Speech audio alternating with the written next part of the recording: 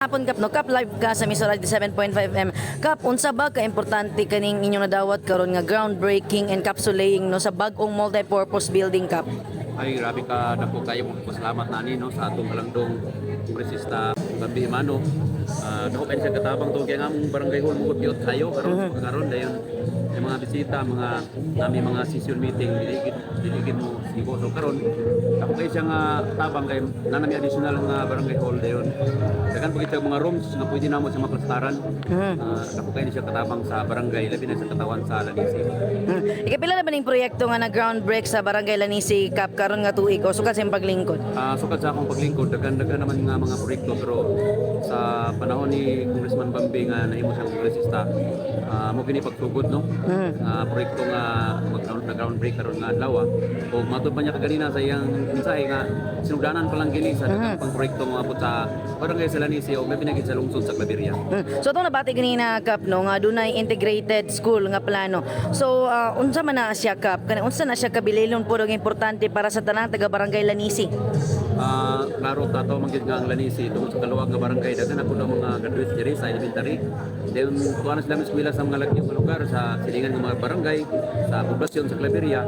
So layo na kayo so risgo ang ilang pagbiyahe din kalas pagid sa pamiliti.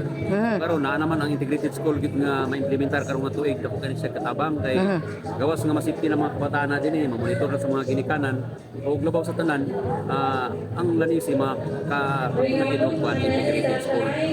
So kap no balik ta sa multi-purpose nga gi-turnover. Probably kap kanusam ni mahuman.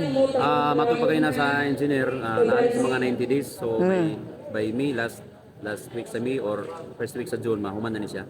Kanusam ba ni siya gisugdan yung kap kay pag groundbreak no na magoy mga kilid-kilid. Talagsaon kini nga proyekto nga nagtabo no sa gara mag-groundbreak magud wala pa gyud. Oo, wala pa gyud. Oo. Pero kung lahi so nag-groundbreak pero nagsugod nagtrabaho. Oo, lagi So no. giapas na din nila ang mayong panahon kay wala may ulan. Dayon nasugdan niya atong kuan.